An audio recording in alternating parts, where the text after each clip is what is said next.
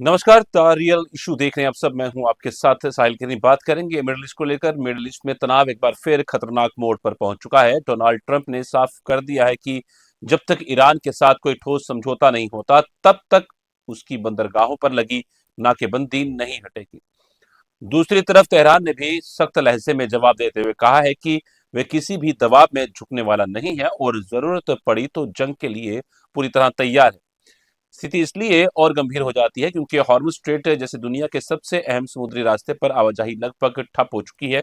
इसका असर सिर्फ अमेरिका और ईरान तक सीमित नहीं बल्कि पूरी दुनिया की अर्थव्यवस्था, तेल सप्लाई और भारत जैसे देशों की खेती तक पड़ रहा है।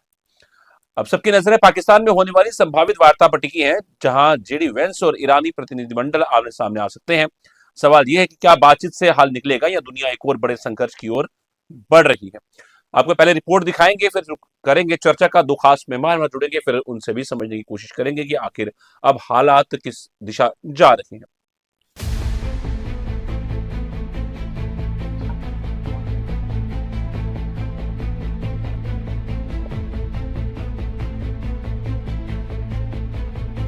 होता नहीं हो जाता। ट्रंप का दावा है कि इस नाकेबंदी से ईरान की अर्थव्यवस्था बुरी तरह प्रभावित हो रही है, लेकिन तेहरान ने इस दबाव को सिरे से खारिज कर दिया है। ईरानी संसद के स्पीकर मोहम्मद बागेर कालिबाफ ने साफ कहा कि ईरान किसी भी धमकी के आगे झुकेगा नहीं और अगर जरूरत पड़ी तो जंग के लिए पूरी तरह तैयार है। तनाव का सबसे बड़ा केंद्र बना हुआ है हॉर्मुज स्ट्रेट, जहां से दुनिया का बड़ा हिस्सा तेल सप्लाई होता है। यहाँ जहाजों की आवाजाही में भारी कमी आई है, जिससे वैश्विक बाजार में अस्थिरता बढ़ गई है। इसी बीच अमेरिका द्वारा एक ईरानी जहाज को कब्जे में लेने की घटना ने हालत को और बिगाड़ दिया। ईरान ने इसे समुद्री डकैती बताया है और जवाबी कार्रवाई की चेतावनी दी। अब उम्मीदें पाकिस्तान में संभावित वार्ता पर टिकी है। जेडी वेंस के नेतृत्व में अमेरिकी प्रतिनिधिमंडल इस्लामाबाद पहुंच सकता है, जहां ईरान भी बातचीत के लिए तैयार दिख रहा है, लेकिन शर्तों के साथ। इस पूरे घटनाक्रम का असर भारत पर भी साफ दिख रहा है। उर्वरक उत्पादन में भारी गिरावट आई है क्योंकि कच्चे माल की सप्लाई प्रभावित हुई। इसका सीधा असर खेती और खाद्य सुरक्षा पर पड़ सकता है। चीन भी इस संकट से चिंतित है। शी जिनपिंग ने पहली बार हॉर्मुज स्ट्रेट को खोलने की अपील की, जिससे साफ है कि यह संकट वैश्विक स्तर पर असर डाल रहा है। अब सबसे बड़ा सवाल यही है, क्या ये टकराव बातचीत से सुलझेगा या फिर दुनिया एक बड़े युद्ध की तरफ बढ़ रही है। तो ये थी एक रिपोर्ट जो आपने देखी, और साफ तौर पर जिस तरह हालात बने हुए हैं, तनावपूर्ण दिख ही रही हैं। तो चर्चा का रुख करेंगे। दो खास मेहमान हमारे साथ जुड़ चुके हैं और उनसे भी समझेंगे इन सब चीजों को। कैप्टन अनिल गौर सर है हमारे साथ, डिफेंस एक्सपर्ट सर, धन्यवाद, शुक्रिया समय देने के लिए। और सोहेल काजमी सर है हमारे नमस्कार। साथ, सीनियर जर्नलिस्ट, विश्व पत्रकार। सर धन्यवाद, शुक्रिया समय देने के लिए आप दोनों का बहुत बहुत। शुरुआत में कैप्टन सर आपसे करूंगा। अनिल सर, किस तरह देखते हैं आने वाला समय? साफ ट्रंप ने कहा है कि ईरान से जब तक समझौता नहीं होता तब तक नाकेबंदी नहीं हटेगी, और ईरान ने भी जवाब दिया कि आपकी धमकियों से हम डरने वाले नहीं हैं, हम जंग के लिए तैयार हैं, एक तरफ। और दूसरी तरफ इस्लामाबाद टॉक्स 2.0। जी सर। भाई जी, ऐसा है, देखिए, ये जो सारा खेल हो रहा है, मेरे को लगता है कि ये एक ऐसा खेल हो रहा है कि दोनों देश जो हैं, चाहे ईरान है चाहे अमेरिका है, वो अपनी पोजीशन से हटना नहीं चाहते और वहाँ खड़े हैं। और वो यही सोच रहे हैं कि कौन कौन सा देश पहले ब्लिंक करेगा। ब्लिंक का मतलब कि कौन हार मानेगा, अमेरिका मानेगा या ईरान मानेगा। अमेरिका चाहता है कि ईरान हार मान ले। अमेरिका के जो डोनाल्ड ट्रंप के माइंड में है, एक तो मिडिल ईस्ट में बढ़ते तनाव के टेररिज्म जो बीच है वो अमेरिका तो और है ही, वो ईरान तो दिख आमने रहा है। जो सामने खड़े हैं। एक कहते हैं ना, अमेरिकी रिफ्लेक्स में राष्ट्रपति क्या दिख रहा डोनाल्ड है, ट्रंप ने और ऐलान एक है किया है कि उसके ईरान पीछे के की खिलाफ जो शुरू की है गई सारी नाकेबंदी तब स्ट्रेटजी, तक जारी वो क्या है। रहेगी जब तक कोई अब हम समझौता तो सारे नहीं हैं, हो हम जाता। सिर्फ जो सामने दिख रहा है उसी ट्रंप को का दावा देखते है हैं। कि इस नाकेबंदी पर से ईरान पीछे की क्या स्ट्रेटेजी है अर्थव्यवस्था अमेरिका की, बुरी तरह उसके ऊपर अभी प्रभावित हो तक रही मैंने है। देखा है कि किसी ने गौर नहीं किया है उसके पीछे अमेरिका की स्ट्रेटेजी है क्या। ये क्यों इस चीज के अंदर आया है, क्यों स्ट्रेट ऑफ हॉर्मुज उसने बंद किया, क्यों ईरान के ऊपर उसने अटैक किया, और उसका आगे का क्या उसका वो नतीजा है, और वो क्या चाहता है अमेरिका। ऐसा है, देखिए, मैं आपको एक चीज आपको याद दिलाऊं।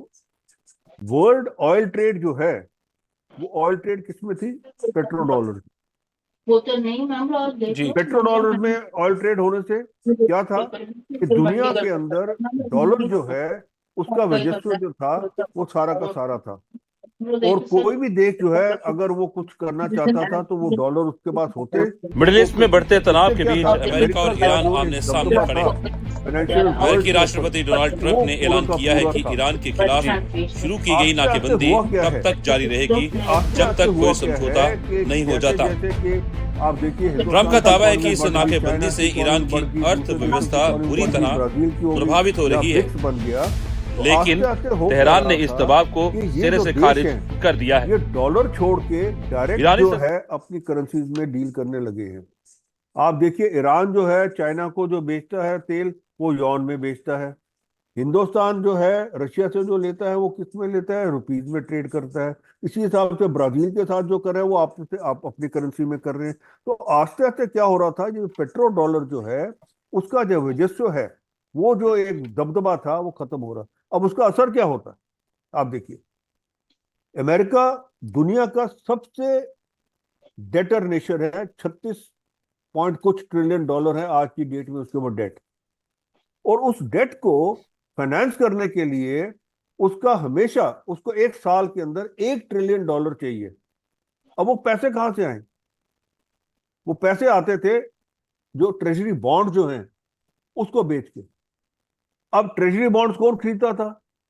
चाइना खरीदता था, हिंदुस्तान खरीदता था, ब्राजील खरीदता था, यूरोपियन नेशन खरीदते थे, ये गल्फ नेशन सारे जो है वो खरीदते थे। अब हुआ क्या, जब ये आपका जो ये ट्रेड है, जब आपका ट्रेड जो है इस तरीके से जब चलना शुरू हुआ तो लोगों ने अभी जो ट्रेजरी बॉन्ड जो इशू किए हैं उससे अच्छा पहले जापान, हिंदुस्तान, चीन, ब्राजील वगैरह सब ने जो है वो ट्रेजरी बॉन्ड जो है वो बेचने शुरू कर दिए, खरीदने की बजाय बेचने शुरू कर दिए, जिससे कि डॉलर का जो एक वजह से दिख रहा था अमेरिका को कि ये बहुत कमजोर हो रहा है। अब आप देखिए अमेरिका ने क्या किया, वहां वेनेजुएला के ऊपर मदुरो को उठा लिया, वेनेजुएला का सारा तेल कंट्रोल कर लिया।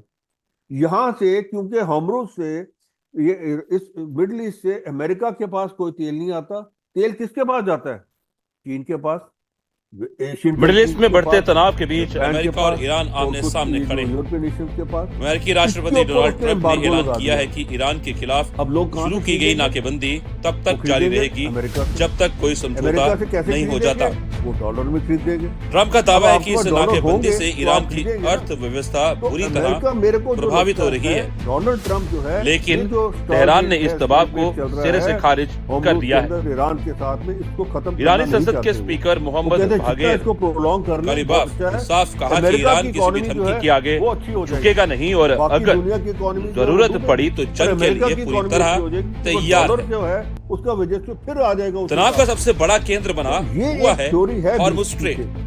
बाकी जो जहां से आपके दुनिया का सामने बड़ा हिस्सा डिस्कस हो तेल रहा है सप्लाई कि होता भाई ये फौजें खड़ी यहाँ हैं, जहाजों की नेवी खड़ी आवाजाही है, में उसने भारी ब्लॉकेट कमी किया आई है वो ड्रोन जिससे के साथ अटैक कर वैश्विक रहे हैं, बाजार में काउंटर अटैक अस्थिरता करेंगे, आज बढ़ स्टॉक्स गई। चल रही हैं। अब इसी स्टॉक्स बीच का मेरे को अमेरिका लगता है द्वारा कि एक कोई ईरानी खास जहाज को कब्जे में वो लेने की नतीजा घटना निकलने ने वाला है, क्योंकि हालत को जो और बिगाड़ चार्ज दिया। शर्तें रखी ईरान है ने इसे अमेरिका समुद्री ने, वो डकैती ईरान बताया है और मानने वाला जवाबी है कार्रवाई नहीं की है। चेतावनी दी। पहली बात अब उसका उम्मीद है यूरेनियम जो है पाकिस्तान में वो कहते संभावित हैं कि वार्ता आप उसको दे दीजिए, वो नहीं देना को तैयार। दूसरा, उसका जो मिसाइल जो सिस्टम है उसका सारा बैलिस्टिक मिसाइल सिस्टम, वो कहते हैं उसको कटेल करना पड़ेगा आपको, आपको इतने किलोमीटर की रेंज से ज्यादा नहीं बनानी है, वो भी नहीं मानने को तैयार। जी तीसरा, जो इसका जो एक बहुत बड़ी चीज जो है वो कहता है कि जी जो जो ईरान चाहता है कि अमेरिका यहाँ से सारा का सारा जो मिडिल ईस्ट से अपने बेसिस हटा दे और वहां से उसका इन्फ्लुएंस जो है वो खत्म हो जाए, वो अमेरिका नहीं मानने वाला। तो ऐसी चीजें जो हैं, जब ये जो शर्तें हैं जो नहीं मानने वाली, इसको कैसे ब्रिज करेंगे ये मेरे को दिखता नहीं। और मेरे को लगता है कि अमेरिका नहीं भी चाहता, क्योंकि अमेरिका का फायदा हो रहा है। आज अगर ट्रेजरी बॉन्ड जब इश्यू होंगे तो सारे के सारे देश खरीदेंगे, क्यों? क्योंकि उनको डॉलर चाहिए। अब डॉलर के बिना कैसे होगा? उसके उसके बिना तो वो चल नहीं सकते ना, तेल मिलेगा नहीं उनको।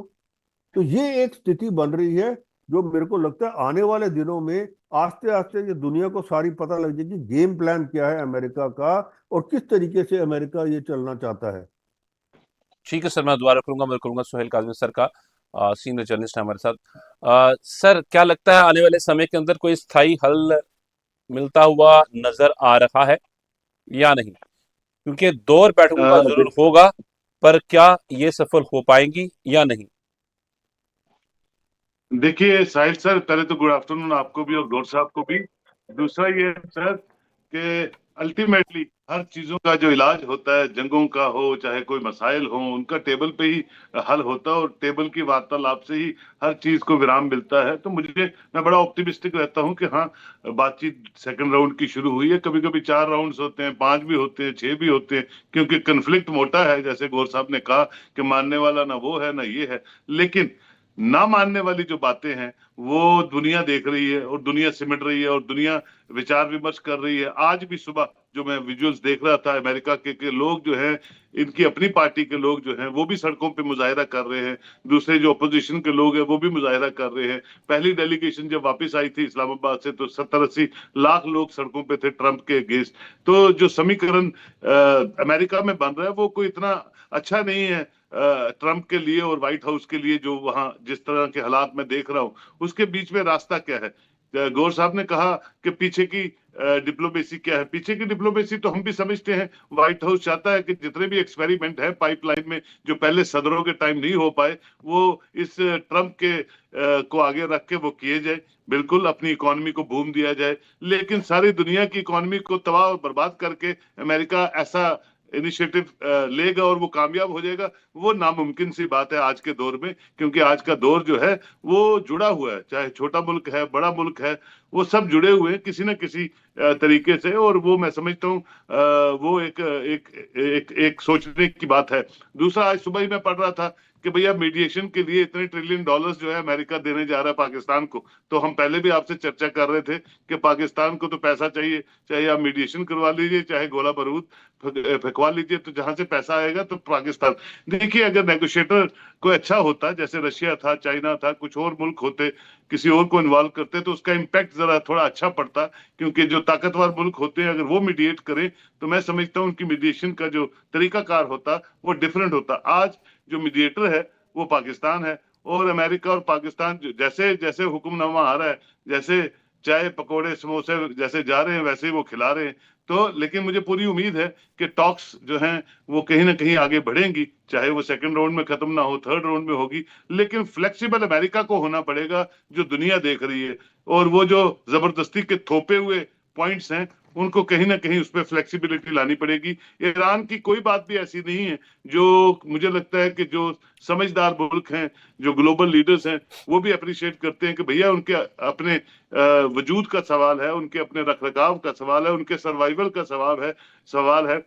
और हर मुल्क अपने सर्वाइवल के लिए कुछ चीजें शराइत रखता है, और मैं समझता हूं उन शराइत में कोई भी ऐसी चीज नहीं है जो कि किसी को डैमेज कर रही है। देखिए, यूरेनियम इनरिचमेंट की बात है, हमने सुना पहले कि वो बोलता है, अमेरिका बोलता है कि 20 साल आप इनरिचमेंट नहीं करेंगे। 28 फरवरी को उन्होंने जिनीवा में कहा कि हम भाई न्यूक्लियर पावर नहीं बनेंगे, और बातें अच्छी चल रही थी, फिर भी अटैक किया गया उनपे। तो ये चीजें भी जो हैं वो डिस्कशंस में है कि ईरान जब मान रहा है कि हाँ हम इनरिचमेंट नहीं करेंगे, अब इन्होंने शायद ये कहा कि 5 साल हम इनरिचमेंट नहीं करेंगे और भी।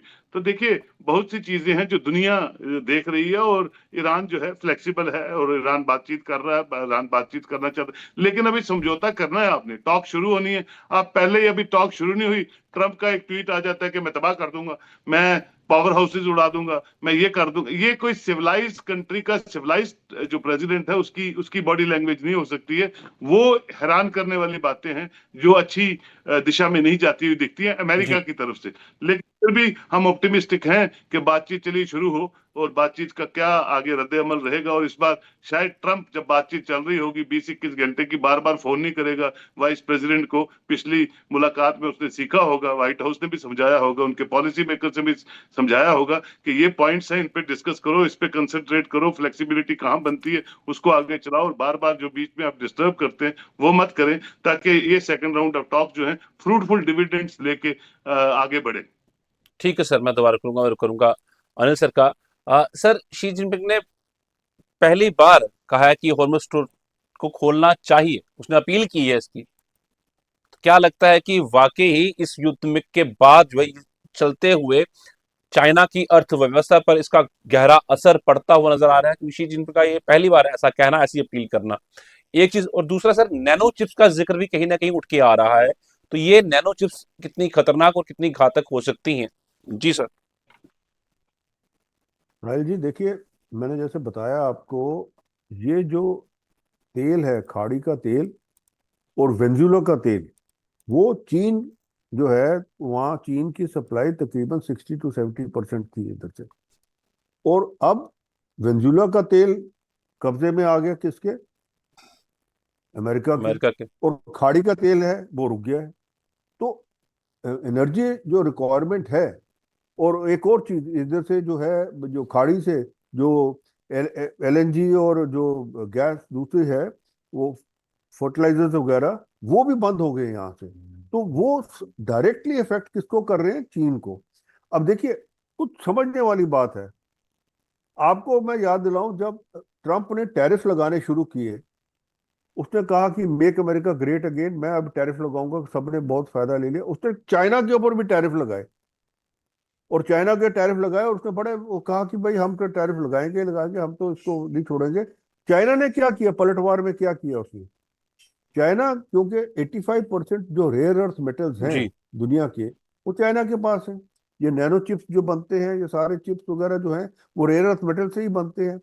तो उसने क्या किया? वो रेयर अर्थ मिडिल ईस्ट में बढ़ते एक्सपोर्ट तनाव करता के था। बीच ताइवान अमेरिका और को है, ईरान आमने कोरिया है, सामने जो खड़े हैं। मेन जो है अमेरिकी दुनिया में राष्ट्रपति चिप डोनाल्ड ट्रंप ने मैन्युफैक्चरर्स ऐलान हैं। किया है कि उसने ईरान उनको के कहा खिलाफ कि आप हमें शुरू की गई बताएंगे नाकेबंदी कि एंड तब तक प्रोडक्ट जारी किसके पास रहेगी जा रहा है, जब तक कोई और समझौता अगर ये नहीं हो अमेरिका जाता। के पास जा रहा है तो हम आपकी सप्लाई ट्रंप का बंद कर दावा है देंगे। कि इस नाकेबंदी जब से उसने ईरान वो की थ्रेटन किया, अर्थव्यवस्था तो बुरी आप तरह देखिए इमीडिएटली क्या प्रभावित हुआ। हो रही है। डोनाल्ड ट्रंप ने कहा नहीं नहीं, लेकिन हमारा चाइना के तेहरान साथ ने वो इस समझौता दबाव हो को गया, हम सिरे से उसके खारिज ऊपर टैरिफ कर दिया कम है। कर देंगे। पर उसने क्या किया आगे? ईरानी संसद के आप स्पीकर देखिए, मोहम्मद बागेर उसने कहा अच्छा ये तो गलीबाफ आप ने इधर से साफ तो कहा कि हम ईरान फंसे किसी भी फंसे धमकी के क्योंकि आगे बिना रेयर झुकेगा अर्थ नहीं, मेटल्स और के, बिना अगर चिप्स के हमारी तो जरूरत सारी पड़ी तो इकोनॉमी जंग बंद हो के जाएगी। लिए पूरी तरह अमेरिका के तैयार जो है। जितना पावर हाउस है, वो उसी की तनाव वजह का से सबसे चलता बड़ा है। तो उसने क्या किया? उसने कहा अच्छा ठीक है, कोई बात नहीं, चाइना को एक लेसन, सबक सिखाते हैं। उसने क्या किया? उसने सीधा का सीधा वेनेजुएला का जो तेल है, उसके ऊपर कब्जा कर लिया, मुद्रा को उठा के। अब चाइना जो है, चाइना के पास वहां वेनेजुएला से 80% उसकी सप्लाई वहां से आती है, वेनेजुएला ऑयल की। वो सारी बंद हो गई एकदम। अब वो जो मैंने आपको बताया, डॉलर के साथ कंपेयर कर लीजिए, पहले वो यॉन में लेता था, अब वो डॉलर लेने पड़ेंगे उसको। तो वो एक तो वो चीज होगी, और दूसरा, ये जो स्टेट्स बंद हो गए हैं, ये खाड़ी के देश के, जो हमरूद बंद हो गया, उसकी सप्लाई बंद होगी, ये इफेक्ट कर रहा है चाइना को। इसीलिए जो शी पिंग ने जो है, जिस हिसाब से वो आज बोला है, वो इसीलिए बोला है उसने, क्योंकि उसको आगे दिख रहा है मिडिल कि ईस्ट क्या में हो बढ़ते रहा है। तनाव ये के बीच बेसिकली ये जो अमेरिका और सारी ईरान लड़ाई आमने है, ये हम सामने खड़े सोचते, हैं। वो कहते हैं ना, अमेरिकी तीर कहीं राष्ट्रपति और डोनाल्ड निशाना ट्रंप ने कहीं और। ऐलान किया है कि ये ईरान सारा के खिलाफ निशाना जो है, ये शुरू की चाइना गई के ऊपर नाकेबंदी है तब बेसिकली। तक जारी रहेगी बाकी देश या जब तक कोई जापान समझौता या नहीं आप हो ले जाता। लीजिए, क्योंकि जापान भी कोशिश कर ट्रंप रहा का था दावा है कि कि वो इस जो अमेरिका नाकेबंदी के से उसके ईरान अंदर की जो है अर्थव्यवस्था बुरी तरह इन्फ्लुएंस से प्रभावित हो निकल रही जाए है। थोड़ा सा। तो ये लेकिन जो सारा तेहरान है, ने इस निशाना दबाव को उधर है। सिरे से इन खारिज देशों कर को दिया है। जरा कब्जे में करके नीचे ले आया ईरानी जाए। संसद के स्पीकर अब मोहम्मद बागेर का है, गलीबाफ बहुत बड़ी ने चीज साफ है, कहा कि ईरान क्योंकि किसी भी अगर धमकी के रेयर आगे अर्थ मेटल्स झुकेगा नहीं, और तो अगर मैन्युफैक्चर नहीं होगी। जरूरत पड़ी तो जंग के तो अब देखिए, एक और चीज आ गई ना, वो बीच में, अब चाइना और अमेरिका के बीच के अंदर एक वार्तालाप जरूर होगा, और उसके अंदर डिप्लोमेसी उनकी जरूर काम करेंगे कि भाई, वो कहेगा यार आप हमें तेल तो आने दीजिए, वो कहेगा अच्छा ठीक है, एरर अर्थ मेटल्स आने दीजिए, जो आपका जो ये है क्या कहते हैं, टैरिफ, जो आपका बैलेंस ऑफ ट्रेड जो है, उसको ठीक करिए। बाकी चीजें जो है, वो जो मनवाना चाहता है अमेरिका, वो मनवाएगा उसके साथ। तो ये एक चीज है, ये सारी की सारी, ये मैंने जैसे बताया ना, जो सामने दिखता है वो नहीं है, जो पीछे के बैकग्राउंड में हो रहा है, उसका ध्यान रखना चाहिए कि हो क्या रहा है, क्यों हो रहा है ये, क्योंकि ऐसा तो नहीं था। अब ये ईरान के साथ जो हुआ है, बेसिकली अमेरिका अभी और जी। चाहे थोड़ी देर रुक जाता, बट क्योंकि एक मौका था इसराइल को मिला कि जी वो सारी उनकी लीडरशिप सारी की सारी असैसिनेट करनी है, सारी की सारी गायब करनी है, तो इसलिए वो अटैक हो गया और वो इसमें फंस गया। पर अब जो है, जिस तरीके से अमेरिका चल रहा है, वो मेरे को यही दिख रहा है कि वो अपनी स्थिति जो है, वो मजबूत करने के लिए लगा हुआ है। क्योंकि अब देखिए, यूरोप को रशियन ऑयल नहीं मिल रहा, रशियन गैस नहीं मिल रही, अमेरिका से ले रहे हैं, महंगी ले रहे हैं वो, तो उनकी इकोनॉमी जो है वो वैसी डोल्ड्रम्स में रहेगी। और बिना तेल और बिना गैस के जो कोई भी देश नहीं चल सकता, आपको पता है। तो इसीलिए अमेरिका की पोजीशन जो है वो एक बहुत मजबूत पोजीशन में आ गया है। ठीक है, उसको जो गुड्स एंड सर्विसेज चाहिए मिडिल ईस्ट में बढ़ते बाकी तनाव के देशों बीच से, अमेरिका और वो ईरान आमने वो तो सामने ले ही खड़े हैं। लेगा। पर जो अमेरिकी देशों को राष्ट्रपति डोनाल्ड अपनी ट्रंप ने ऐलान किया इकोनॉमी है कि चलाने ईरान के लिए खिलाफ गैस शुरू की गई और नाकेबंदी तेल तब चाहिए, तक जारी वो रहेगी उनको जब तक अमेरिका कोई के पास समझौता जाना पड़ेगा, नहीं हो या जाता। इधर से फिर इसको रिक्वेस्ट ट्रंप का करेंगे दावा कि है हम कि लोग इस बोलो नाकेबंदी से ताकि ईरान मिले। की पर मेरे को लगता नहीं अर्थव्यवस्था अमेरिका बुरी इतनी तरह जल्दी मानने वाला प्रभावित है। हो रही तो है, ये जो है अभी प्रोलॉन्ग ही लेकिन रहेगा। तेहरान ने इस दबाव ठीक है को सर, मैं रुक सिरे से करूंगा, दोबारा खारिज आपका मैं रुक करूंगा। सोहेल कासिम सर का सर, ईरान जंग की वजह से भारत का उर्वरक जो है, फर्टिलाइजर जो है, उसका उत्पादन मार्च में करीब 1/4 घट गया है।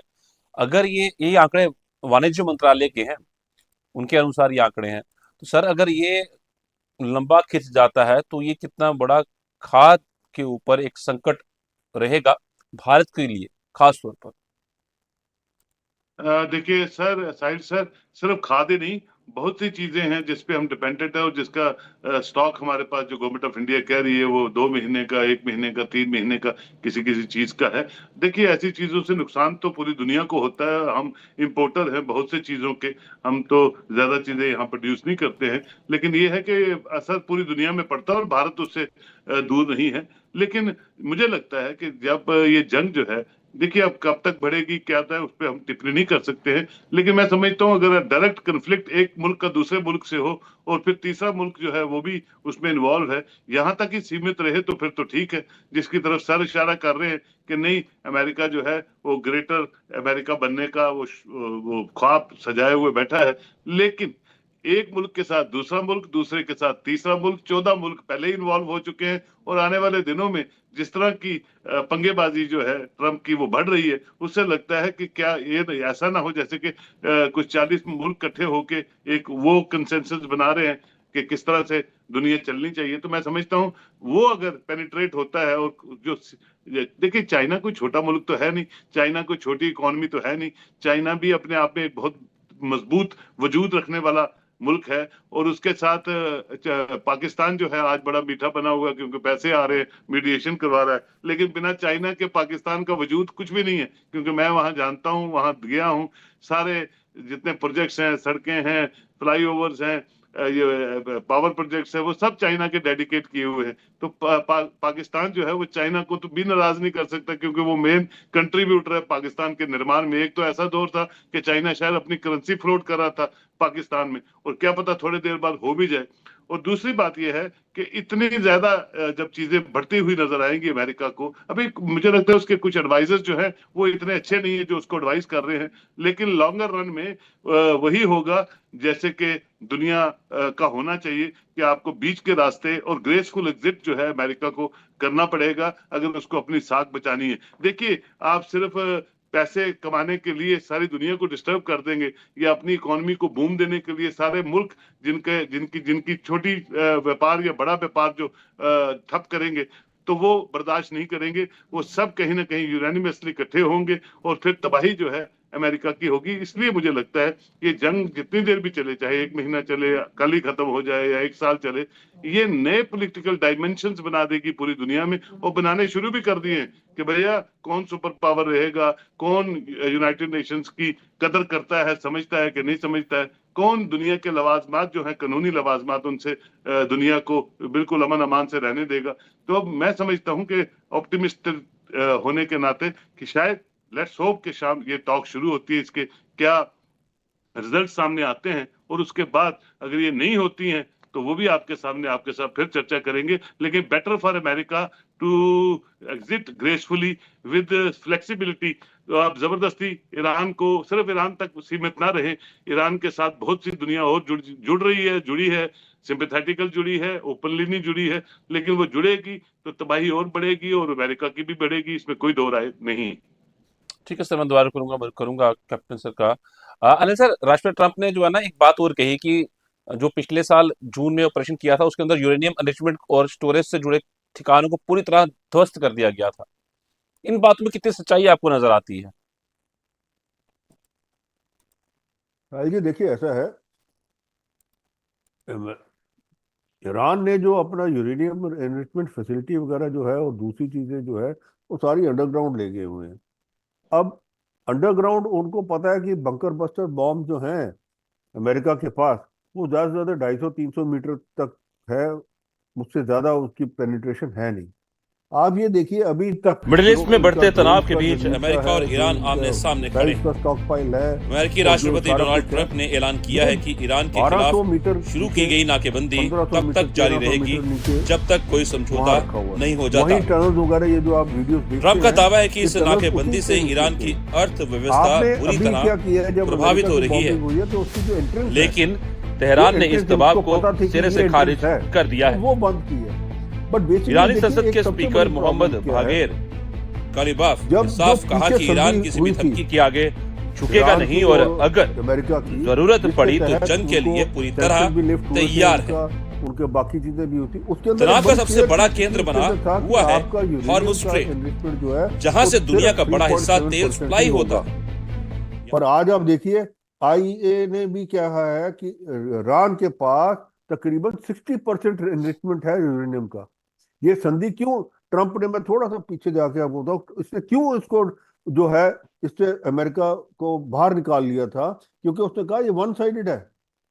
ईरान जो है अपना मिसाइल, बैलिस्टिक मिसाइल और यूरेनियम मिडिल ईस्ट में बढ़ते तनाव के प्रोग्राम बीच चला रहा है। अमेरिका और ईरान आमने हमने सामने जो खड़े संधि हैं। की थी उसके हिसाब से अमेरिकी इसका राष्ट्रपति डोनाल्ड ट्रंप ने ऐलान किया है कि ईरान के खिलाफ होना ही नहीं चाहिए था। शुरू की गई नाकेबंदी अब तब जो तक है जारी रहेगी जब बात तक कोई कुछ और हो गई समझौता है, नहीं हो जाता। क्योंकि ये तो अब क्लियर हो गया। ट्रंप का दावा है कि इस नाकेबंदी से ईरान की अर्थव्यवस्था बुरी तरह प्रभावित हो रही है, आपको एक चीज बता दूं लेकिन कि अगर तेहरान ने इस दबाव को बॉम्ब नहीं सिरे से बनाने के लिए, खारिज पर एक कर दिया है। बॉम्ब बनाने के लिए तो पूरा अपना पूरा है। ईरानी संसद के स्पीकर मोहम्मद बागेर डिलीवरी सिस्टम है कि कालिबाफ नहीं है ने ईरान साफ के कहा पास, कि ईरान ये अभी किसी तक भी किसी धमकी को के पता आगे नहीं, क्योंकि झुकेगा सारा नहीं कुछ और ऐसा वो अगर इन्होंने जरूरत पड़ी तो रखा जंग हुआ के है लिए पूरी कि तरह उसका पता नहीं कि तैयार है। डिलीवरी सिस्टम उसके पास है या नहीं है।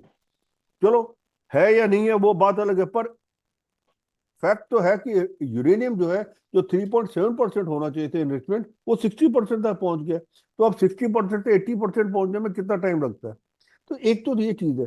अब जो डिस्ट्रॉय हुआ है फैसिलिटी, जो ओवरग्राउंड थी वो तो डिस्ट्रॉय हो गई है, पर जो अंडरग्राउंड फैसिलिटीज हैं वो तो अमेरिका को भी नहीं पता, वो सीआईए को भी नहीं पता, मोसाद को भी नहीं पता कि कितनी अंडरग्राउंड फैसिलिटीज है। क्योंकि 40 साल मिले हैं ईरान को अपने आप को तैयार करने के लिए इस जंग के लिए, और 40 साल एक बहुत बड़ी टाइम होता है किसी देश को, जिसको पता है कि भाई मेरे साथ ये होना है तो मेरे को अपनी चीजें जो है उसको रखनी है। इन्होंने इराक की लड़ाई बड़ी स्टडी की और देखा इराक के अंदर कैसे अमेरिका ने किया, और उसको लेते उसको एक सामने रखते हुए इनके जनरल्स ने जो पॉलिसी बनाई, आज आप देखिए क्या है। हालांकि ईरान की जो लीडरशिप है सारी की सारी, जो लीडर हैं वो भी सारे, जो सेकंड रैंक था वो भी सारा चला गया, पर फिर भी वो आईआरजीसी पूरा का पूरा तर्क है वो पूरा का पूरा चल रहा है, क्योंकि उन्होंने डिसेंट्रलाइज कर दिया उसको कि अगर हमारी टॉप लीडरशिप चली भी जाएगी फिर भी ये लड़ाई चलती रहेगी। तो ये चीज जो है, ये जो सोचने वाली बात है। अब मेरे को लगता है कि देखिए इसमें फिजिकली लड़ाई जो है वो मेरे को लगता नहीं होगी, ना अमेरिका की तरफ से और ना ही ईरान की तरफ से। ऐसे ही चलता रहेगा, सीजफायर चलता रहेगा, क्योंकि अमेरिका का मकसद बड़ा अच्छा हो गया है कि तेल रुक गया है लोगों का, अब वो डॉलर लेंगे अमेरिका के। अभी आप देखिए थोड़ी देर में उसके ट्रेजरी बॉन्ड्स इशू करने हैं उसने, और सारों ने ट्रेजरी बॉन्ड लेने हैं। क्यों? क्योंकि अगर नहीं लेंगे तो डॉलर नहीं होंगे उनके पास में। तो इसीलिए अमेरिका अपनी पोजीशन बड़ी मजबूत करके बैठा हुआ है। अब वो आगे लड़ाई करे ना करे, स्टेट ऑफ हॉर्मुज बंद करके रख दे, वही उसके लिए बड़ा है। तो ये स्थिति है आज। ठीक है सर, मैं रुक करूंगा सुनील गांधी का। सर, क्या पाकिस्तान की भूमिका आपको निर्णायक नजर आती है, और क्या कूटनीति अभी भी समाधान दे सकती है कोई भी, या हम एक बड़े युद्ध की तरफ बढ़ रहे हैं? देखिए सर, हमें दुआ गो रहना चाहिए कि अमन जो है प्रिवेल करे, और पाकिस्तान के भी थोड़े दिन बदलेंगे। जितना $1 ट्रिलियन उसको मिल रहा है मीडिएशन के लिए, हमारा पड़ोसी मुल्क है, हमारा छोटा भाई है भारत का। लेकिन ये है कि हमेशा ऑप्टिमिस्टिक रहना चाहिए कि यार किसी न किसी तरह कोई बातचीत का सिलसिला आगे बढ़े, चाहे इस राउंड में ना हो तो अगले राउंड में सही, लेकिन पेशरफ्त अच्छी होनी चाहिए। और उसी पे को आज पूरी दुनिया जो है देख रही है। मैं आपसे फिर कहता हूं कि अमेरिका की रिस्पॉन्सिबिलिटी 10 गुना बढ़ जाती है, जिस तरह के उनका वजूद है, जिस तरह की उनकी इमेज दांव पे लगी है, और जिस तरह के लोग उनके अपने जो हैं अमेरिकन जो हैं वो डेमोस्ट्रेट कर रहे हैं ट्रंप के खिलाफ। देखिए अमेरिका की भी हिस्ट्री है, 4 प्रेसिडेंट पहले भी असैसिनेट हुए हैं, तो ये 5वां प्रेसिडेंट ना हो जो यहाँ इम्पीच हो जाए या असैसिनेट हो जाए।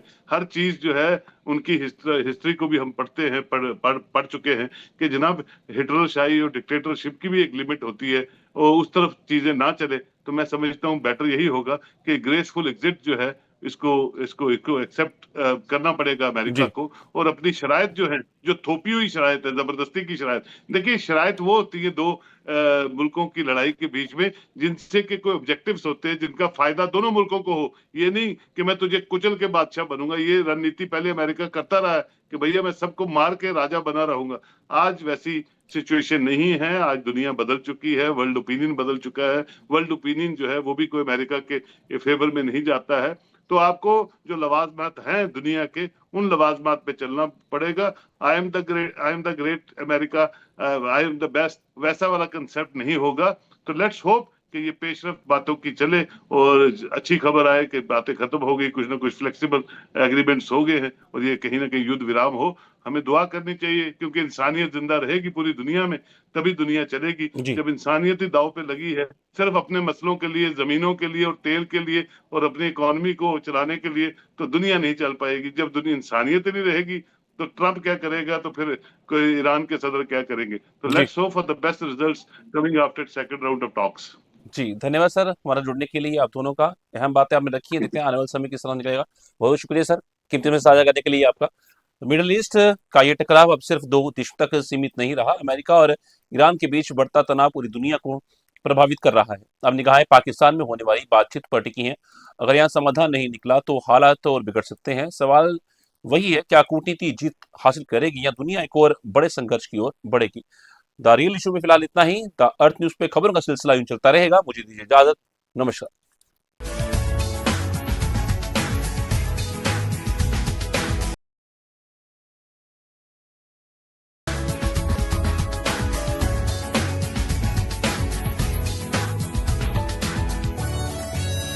The Phonetic Linguistic Lab at SP Smart School helped me improve my pronunciation and speaking confidence. I enjoy the interactive activities, recordings and fun practice sessions. It has made learning English easier, clearer and more exciting every day. Transforming education through life skills and lifestyle learning. Beyond books, excellence in sports, NCC and co-curricular activities. At Kingstar, every facility speaks of quality and commitment. From professional cricket grounds to advanced indoor setups, Kingstar provides everything a young sportsperson needs to perform at the highest level.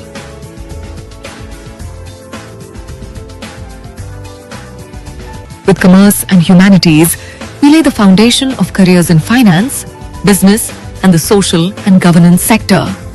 Building leaders in finance and business.